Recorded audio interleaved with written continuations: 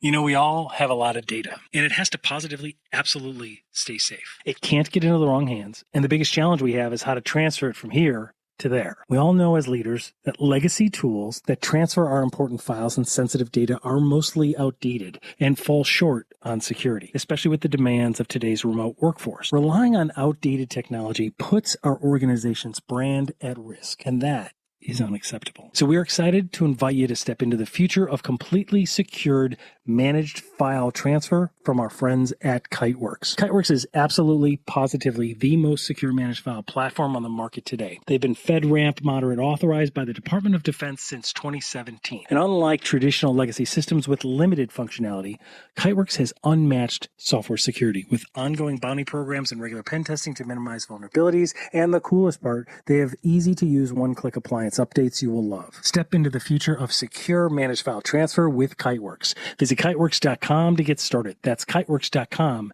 to get started today. And now, the show. Hey everyone, in this video, we're going to discuss how hackers protect you and why it's important to understand the hacker mindset. If you've got a few minutes, we implore you to watch this exclusive interview all the way through. It's extremely cool. We've got some questions from listeners and viewers. We listen and read all of your questions, so please keep them coming. They matter a lot. Let's check this out. I have a question. Aren't hackers bad? I always wondered, what exactly do hackers do? Why are they not all arrested? Hey guys, I have a question. What exactly is social engineering? How can it be stopped? Okay, great point and great question. So think about this. Take a second. What do you picture in your mind when we say the word hacker? Right? Think about it. But today you're going to meet one. And you're not just going to meet a hacker. You're going to meet the hacker. And you will see that reality is far from what we traditionally think about hackers. As it turns out, most hackers are not bad, and in fact, they actually protect you online. Understanding the hacker mindset and the role of hackers today will help you keep yourself safer and keep your organization safer, reducing that risk of your organization ever being in the news for a data breach. We sit down with the infamous and notorious leader, global speaker, somebody who's been featured on international television, Wired Magazine, Wall Street Journal, you name it, the infamous Christopher Roberts. We're honored to have him in. This is the story of Chris Roberts and how hackers protect you. Come join us as we dive deeper behind the scenes of security and cybercrime today, interviewing top technology leaders from around the world and sharing true cybercrime stories to raise awareness. From the creators of Vigilance, the newest global technology newsletter, translating cyber news into business language we all understand. So please help us keep this going by subscribing for free to our YouTube channel and downloading our podcast episodes on Apple and Spotify so we can continue to bring you more of what matters. This is Cybercrime Junkies, and now the show.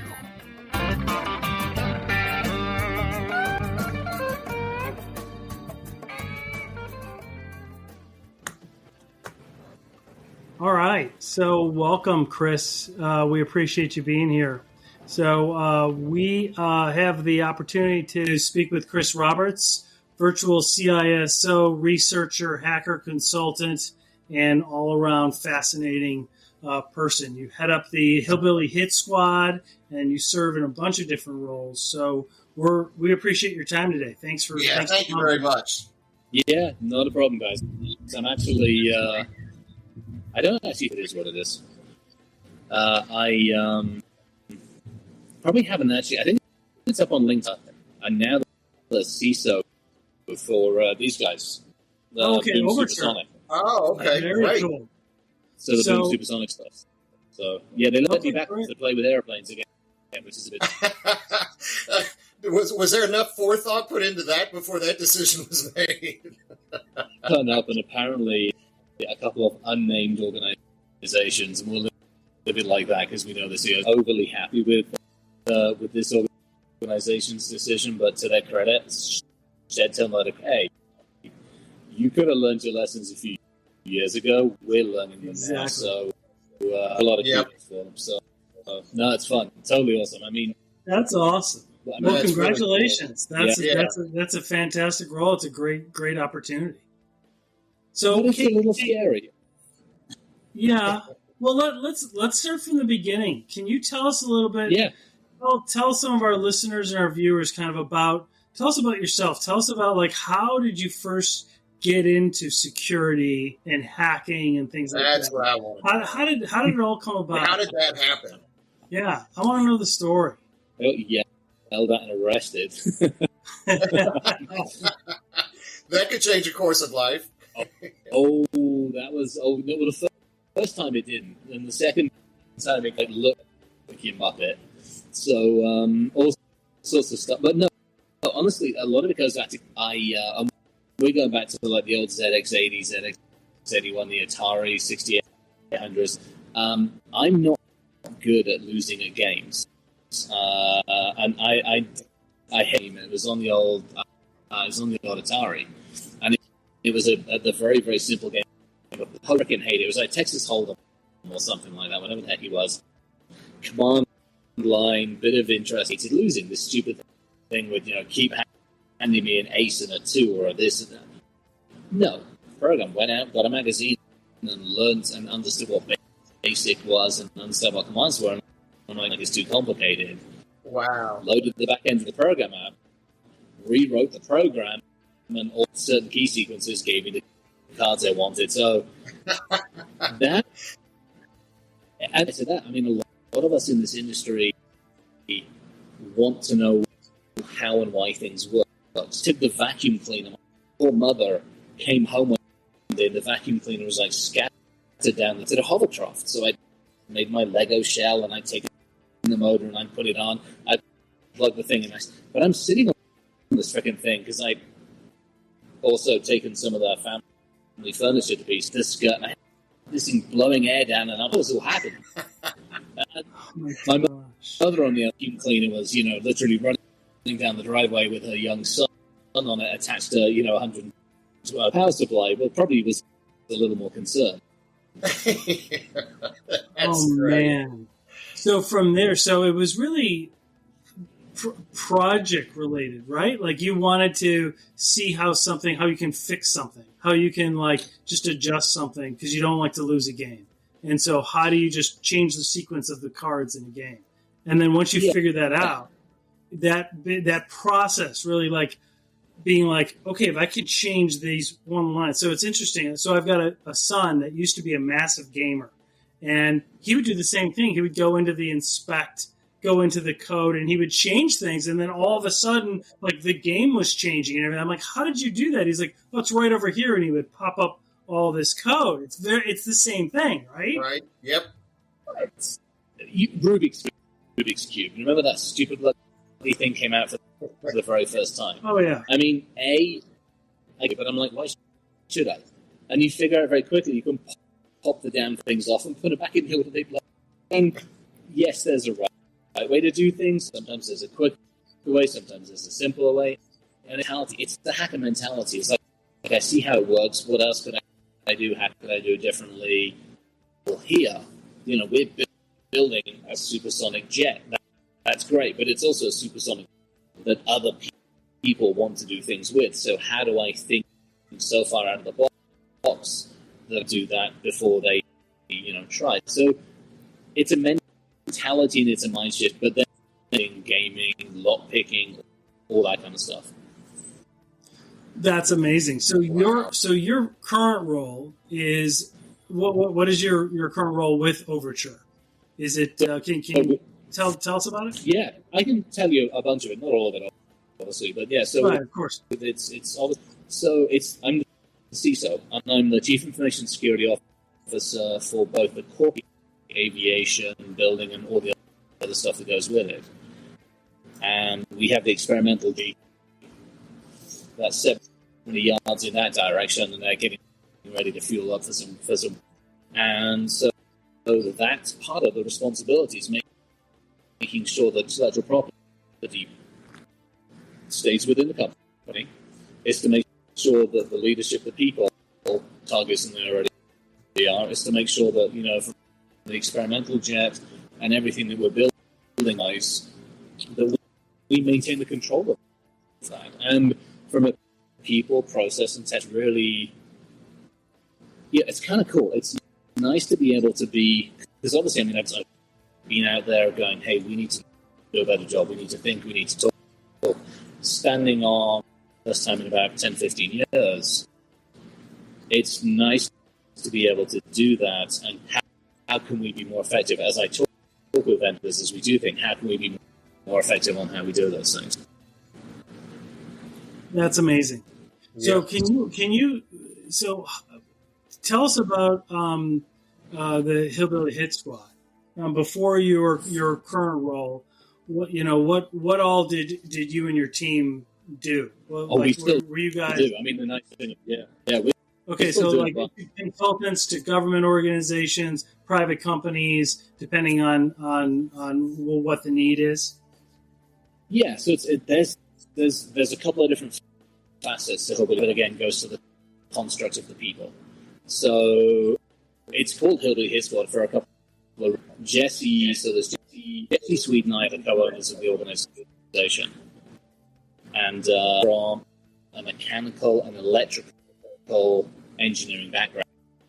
So if it's got petrol in it or any other kind of flammable fluids, he knows everything about that. It's not kind of background, but definitely a slightly different tack from it. One from a very strategic one. And then you got me, who comes from all sorts of areas. So we get dragged into research. Can this happen? Should this happen? Does this happen? One of the main facets of Hillbilly Hit Squad is net worth protection. So we look after high net worth clients. And we're talking high net. We help them understand their physical security and their digital security. We provide intelligent teams. And on the digital security, we have devices in their houses and in their yachts that help us understand their risks and help them understand, or their IT teams understand how to mitigate some of those risks. So it's kind of fun. And it pays a lot of other research that we do in the conferences and some of the charity stuff that we do. So it's kind of cool. Wow, that's really cool. So you handle the whole 360 degree of security, from high net worth clients for their physical security as they travel, as they go about different vehicles, different locations, they go out in public, etc., as well as their digital security. Absolutely. And the nice thing about it is we take the same tech we've done there, and we're actually now, because high net worth are fun and they're interesting, but to me it's, as an industry, typically on the whales. We've gone whale hunting. Right. Everybody wants to have that trophy company on. Almost everybody, not everybody, almost everybody's forgotten the smaller companies, the 30 million companies. So the Dave product, as we call it, is we've built it now, so it scales down to like in a corner office or working from home.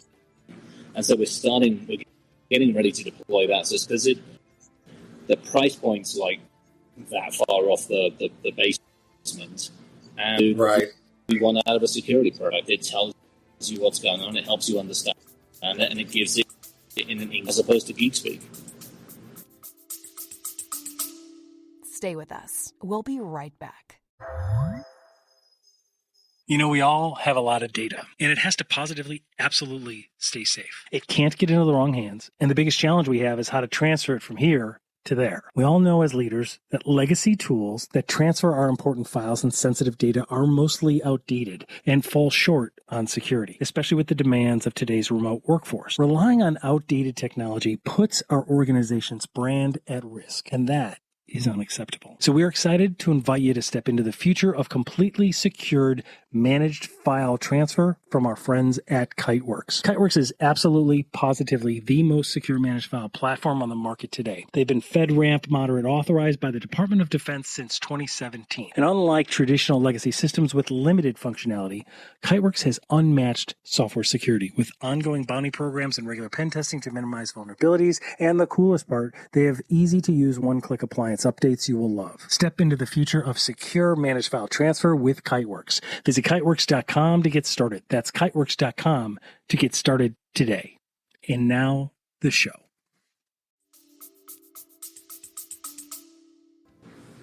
That's amazing. So let me ask you, the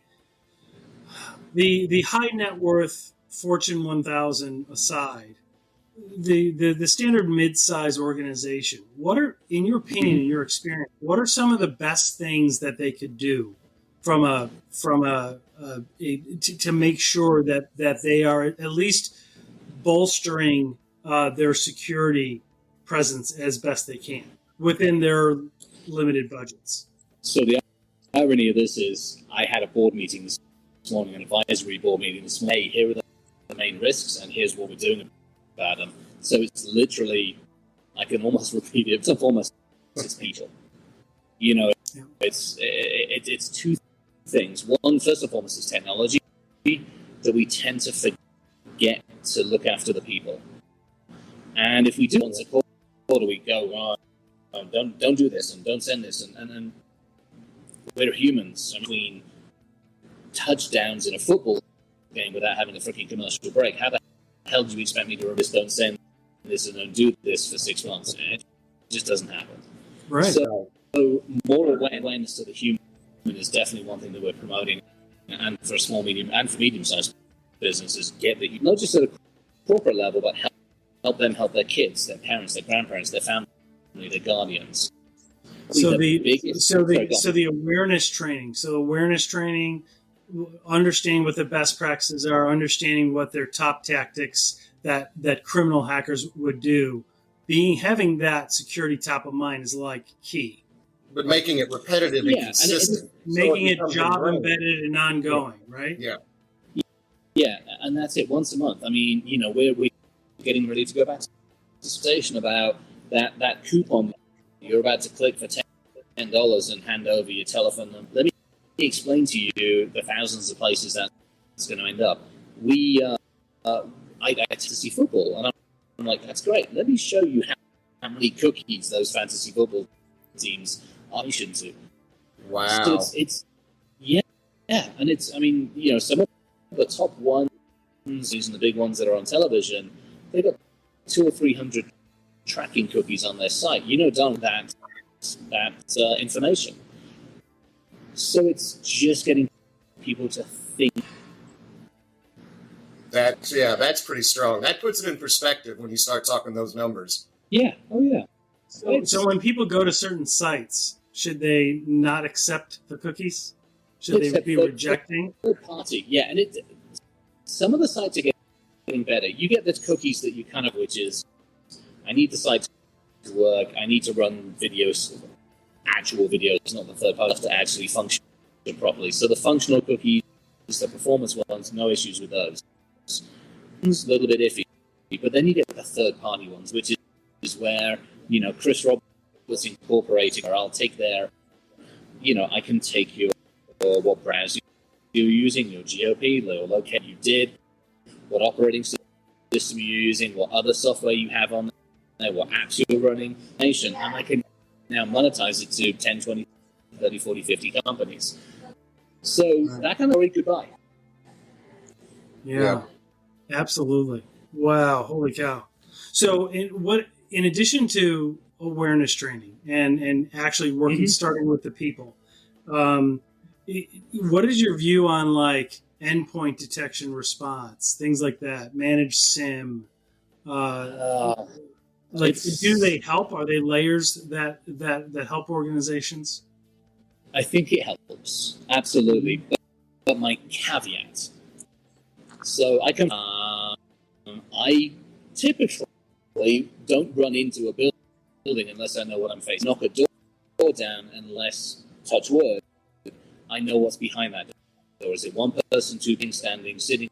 What are they armed with? Do I flashbang? All these other good things. That's my background, orient, decide, and act, which means I'm not going to walk into somewhere like here and go, because I don't know what we have. I don't know what assets that we have. And so if I need 250 licenses, what's that based on? Is that based on the number you've given it? Is it based on the number of assets I see on the network? Is it based on how many people help there to understand what my environment is, the lay of the land? Is it that we're all bringing these things into the office? 200, I got 500 devices to look at. Right. By the way, the fridge in the room has got a Samsung front on it, so now that's one device. Oh yeah, we talk about that all the time. All of the Internet of Things devices, right? I was just about one of my questions I wanted to ask you. I don't think a lot of organizations that we talk with originally, when we're talking to them, they don't realize that they're throwing Internet of Things devices and connecting it right into this same network. What are some? Can you walk us through some of the dangers that poses? Well, I mean, hold on. Surveillance cameras, those are probably the easiest to put out there and the easiest. So, companies want to know what's going on. Companies want to understand what's happening. People at home do. So you get into the internet and you wonder why your internet stream ends up on, whatever cameras are on these days. So that's one, because they're not well secured, they're not well managed. And unfortunately, if we take our office Samsung fridge, when was the last time that fridge ever since it left the Best Buy or somewhere? So we maybe think about the security behind them, but then unlike the computer, which tells me every single time, dumb as a box of rocks for the most point, and the light bulb that you've put out there from, not only is that light bulb never patched, easy to find on the internet for the most, something I'll be releasing. I'll give you guys a little bit of a preview to a talk I'm going to be giving. Years and years ago in our community, we used to be able to shine a laser, traditional incandescent bulbs, and you could listen in on whatever was being said in the frequency of the air, disturb the light, which disturbed the flickering of the frequency, all this stuff. So you could listen in on a laser at a window. It's the frequency vibration. We could do the same thing with lights. But with IoT lights, you can't do the same thing. But so many of them using commercial off-the-shelf have Zigbee, Bluetooth, and wireless, and they also have an audio sensor. Audio sensor. Wow.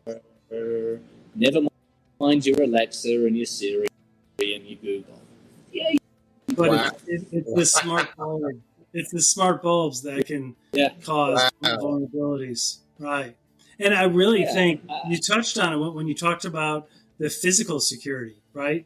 By being aware of your physical surroundings and what you're putting out there physically, then you're not just doing a network scan, right? You're actually looking at what are all the different pieces that could be touching our network that we're not even thinking are actually on our network. Well, perfect examples. So, a person several years ago had in their possession, say, 2.5 to 5 devices. Was in the high net worth houses that we haven't, admittedly, they're on the larger side, but the average device count per house is about 120 to 150 in each house. So AV gear, thermostat gear, audio systems, stuff, the fridges, the microwave, the damn oven, the toaster. I mean, we all know this. The list goes on, and every single one of those is trying to talk to me. I just want to tell you what's going on. No, you don't. It ain't going to happen. No. Right. Holy cow! Yeah. So what are the top things that an organization can do? Begin with the people, right? Start with the people, train them on a regular basis. That's the most important thing. The consistency is the most important thing. Would you agree? Absolutely. Yeah, I mean, that is probably the top thing, because without the awareness, you don't get the questions. You don't. I mean, we have it. Our CEOs out there on a pretty regular get scammed, or they try to scam our people, going, "Hey, I'm Blake. I'm about to go into a meeting, consuming gift cards for a customer." Thankfully, the folks that we have here are awesome and happen, but that's the awareness side of it. So that's like number one. Number two is what we don't know. Right. So how do I get included in better? How do I get better environment? How do I understand what assets, what data I have, where it is, who love, and then is the 6'3" hairy thing creeping around the network? How are you ever going to know? So that's exactly assets and that monitoring. You know, who's looking at that data? Yep. It seems so obvious, doesn't it? Like, an organization, you need to know what you have on your network. But most business owners think their IT guy or girl knows all that. But in reality, when we do things and we get involved, we're like, did you know you have these extra 175 devices tied to your network? And they're like, well, no, I didn't configure them. They're not really on our network. I'm like, they're on your network. Like, they were on your network, man. Like, yeah. Right. Yeah, because the marketing team needed, so they went down to Best Buy and they picked up this cool NAS thing they could plug in, and the back from the technical team came back with these really cool drives that no, I mean, but it's until you do two things: you walk around the facility and you digitally walk around the facility. Until you've got that good understanding of stuff, it's really hard to do anything else. I mean, I don't want to throw. You can't throw. You actually understand what the heck you have that you have to protect. Yep. That's amazing. So, have you been to? Tell us about DEF CON. Have you been to DEF CON? I imagine you have not only been like part of it. So, can you? Yeah. So. Tell us. Maybe tell the listeners what DEF CON is, if everybody doesn't understand. From the top. Oh man, it's funny. I mean, you look at the history of the summer camp in Las Vegas. It started out with Black Hat, and Black Hat very quickly. So you got the commercials, and that very quickly got very corporate commercially. So a group of enterprising individuals, and DEF CON started. And I was in DEF CON on like 7 or 8, I think was my first. I've been going for a few years, because we're now on 30 or whatever it is. And so it started almost as an emphasis for Black Hat. It was that culture camp. Now, unfortunately, 13 years ago now, because B-Sides is 13 years old this year, so it became very apparent that DEF CON was also getting a little more, and you couldn't blow shit up quite as easily. The hotel thermited things inside the building and broke every single. I remember the reverse engineer the elevators in the hotels. You had to press everything but the wall, or getting binary and stuff. Yes. So we got a little more civilized. Basically, we're like, no, you can't do that anymore. So that's where B-Sides. So I have an old record. So that's when B-Sides started. But to both Black Hat and DEF CON, they complemented it as well. Because if your talk didn't get accepted at like you get into B-Sides, which was a riot. And B-Sides started at the point. It was off the strip. It was in a house, and like Nickerson and Joe. I mean, there were some amazing. Fortunately, I was at like number 2, and that's when Jesse and I did the taking over planes and missiles and shit. And so then at the same time, you've got all the inside DEF CON, which is fantastic. The villages. I mean, they have like car hacking village. They have like aviation village. They have the ATM where they put the ATM on the stage and it starts spitting money and like everything is happening. Like it's amazing. I love it because it's educational. Mhm. I mean, the mentality of the villages. I've done biohack, and I love it because it's people coming together to share information, to collaborate, and to foster that whole hacker community, which is like, hey, how can we fix the voter village is a perfect example of that. You know, we had all the stuff over the last village. And so they brought people in to go, hey, here are the machines you're about to go push a button on. Here is somebody who's not even a teenager yet that's about to take over the darn thing and change it. What do you think about this? That's amazing. What was the name of the last village you just met? The voting village. Oh, the voting village. Oh, yeah. Yeah. Absolutely. Wow. Absolutely. Yeah, there's so many vulnerabilities. Yeah. That's so, and I think that's what I love about it. DEF CON has evolved.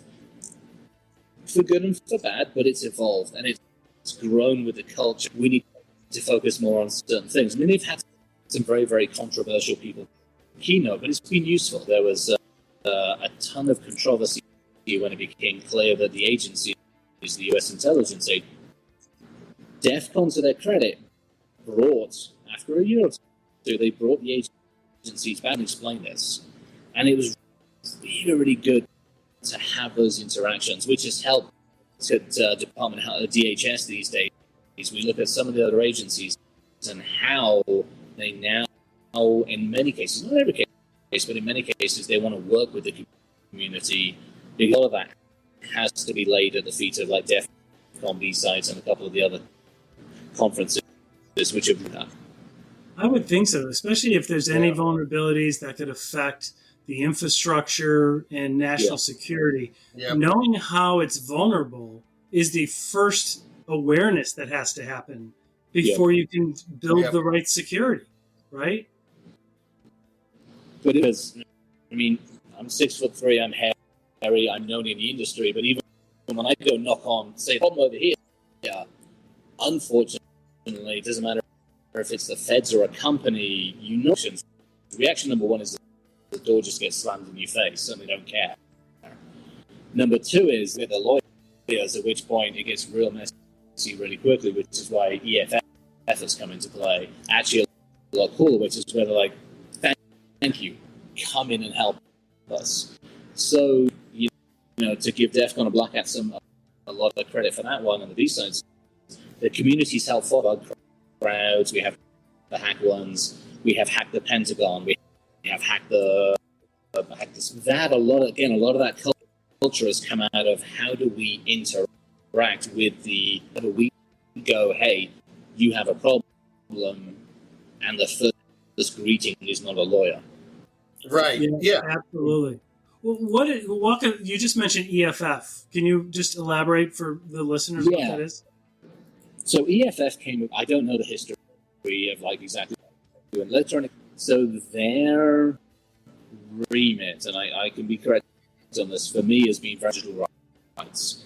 To look at what's happening in law, to look at what's happening to the community from a standpoint, and go, hey, you're overstepping your boundaries. There's too much surveillance, persecuting the community, or individuals. I thankfully have benefited from EFF, and so for me, there is like that safety net, the umbrella, the parachute to go on just general people's online digital identities and lives, and go, how can people are represented when law is talked about? When we talk about data that companies can collect, so social media, how can they step in and go, that's not... EFF is there really to do as much as they can to defend basically digital rights. That's great. Yeah. So tell us, what's your favorite hacking story? Tell, what's your favorite one? Oh, you. I've been very, very fortunate to get involved with, a conference up in Grand Rapids, Michigan. There's a conference called GRRCon, GRRCon, which is, we stood up on stage one year and we were talking about taking over humans. In other words, biomechanical and things like that stuff.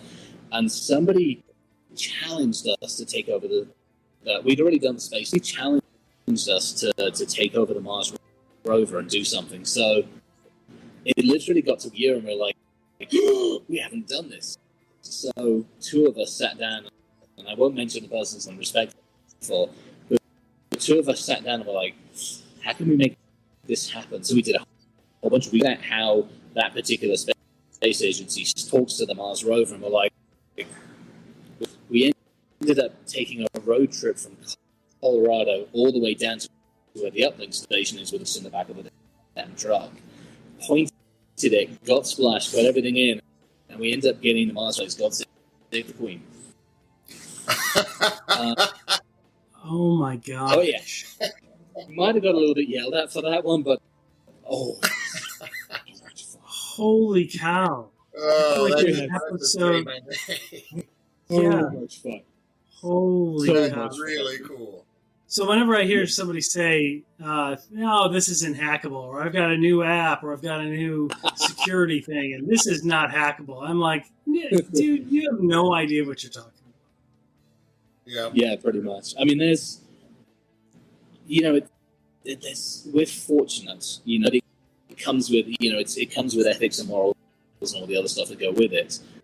We knew we weren't harming, but I mean, I've been fortunate. I've done a lot of work for government red teaming and various other things, and quite a number of prisons, because we want to make sure, obviously, that they're safe for various reasons. All of this kind of stuff is totally cool, but it also comes with a set of ethics and morals. Right. Yep.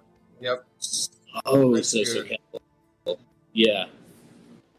So walk us through, tell some of the listeners about, red teaming and ethical hacking. Yeah. Yes. It's really it's a form of penetration testing, right? Like it's a form of engaging with an internal security team to make sure that even though they think they've got it down, where the weak spots are. Is that fair? Or? Yeah, that's a good way of looking at it.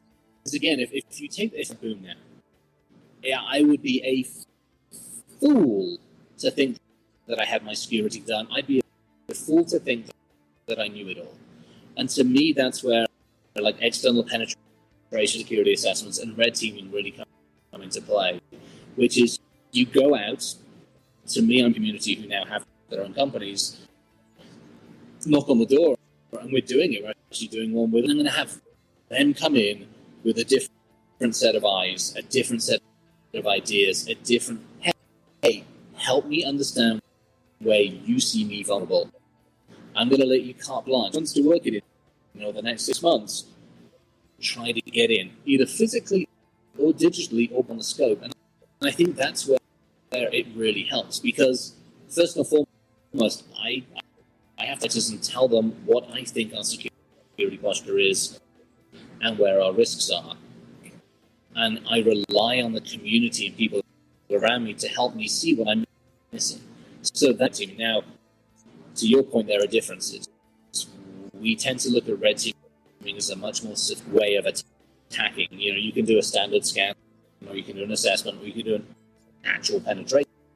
Red teaming is probably mixing all of that and adding just a layer of excellence. Perfect. That's a great summary. That's fantastic. Before we wrap up, and I appreciate your time today. This is great, Chris. I really appreciate this. If somebody was wanting to get into it, because I know a lot of younger kids are in school, or they're looking to get certifications and they want to learn about cybersecurity and hacking. Do you have any? I know there's a million different certifications. There's a million different ways of doing it. But what would be your best advice? So I'm a result of experience over certificates. I love it when somebody comes to me. I don't have CEH or any of the other ones. What I have is, hey, I built this, I made it do this, and I think I can get it to do this, but can you help me do this? So that to me is like, I'm also a huge fan of colleges. There's one that I have an absolute ton of, Pima Community College. I have a shed ton load of love for the college type, because it's a lot more real world. They're actually sitting there working as blue teaming. So defensive side, very much so. Red teaming is obviously the offensive. I have a lot of love for anybody that wants to go into the side of the world because we need more and more people there. So for me, it's learning. It's art. Go take something to pieces. Go into Best Buy. Go into the Goodwill stores and go buy a computer and take the darn thing to pieces and find out how it There you go. Yeah. $20. You've got a computer. You can take the darn thing to pieces with a flipping screw. You can look and you can research and then join the community. B-Sides community is now over the place. The DEF CON villages all have a presence online, Discord and everywhere else. Ton of resources. I'm all over LinkedIn. I'm forever saying, hey, here's how to do this. And there's a ton of people who are like, we need good people, and I want you to come in and know something. I want you to know how a network works, but I also want you to come in and ask questions. And if I get it, no issues. But if you come from a community college or you come from research or you've done bugs, happy to sit down, kick back, and grab a cup of tea and hang out with you. That is fantastic. That's awesome. That's great, Chris. Well, thank you so much, Chris. I appreciate it, and we're pleasure. absolutely honored to have had you on. Thanks for that. Hopefully, this will not be our last conversation. We will look for you more. We will be in touch with you on a lot of different platforms and methods. So, thank you so much, and best of luck. Congratulations on the new role. Thank you. Congratulations. They're in good hands, man. That is fantastic. Hey, look what I can do. Exactly. Yeah, right. Yeah, Chris. All right. We'll see you, buddy. Thank you. Bye. Bye-bye.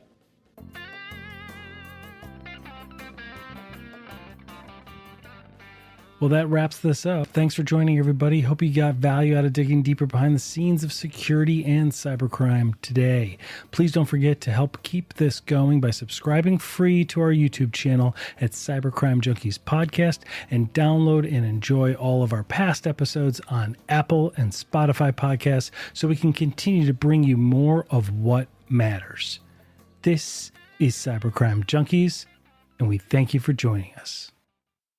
Well, things aren't getting any safer online, and we're excited to tell you about our exclusive offer for Aura, which is linked in the show notes below.